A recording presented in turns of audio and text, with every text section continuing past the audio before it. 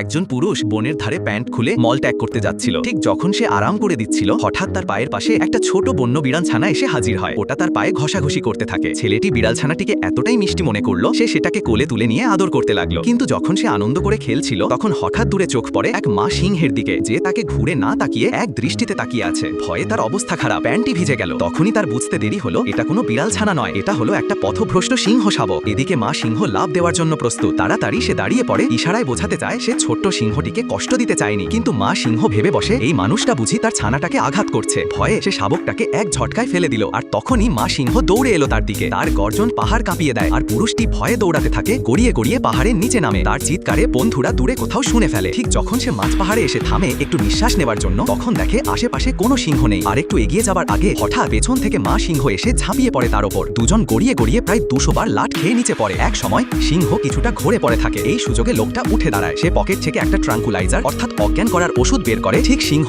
আবার ঝাঁপ দেবার সময় সে সেই সিরিঞ্জ সিংহের গলায় গেঁথে দেয়। ওষুধ সাথে সাথে কাজ করে। সিংহ চোখের সামনে অন্ধকার দেখে লোকটার গায়ের ওপর পড়ে যায়। এইভাবে সেই লোকটা কোনো রকমে নিজের প্রাণটা রক্ষা করে।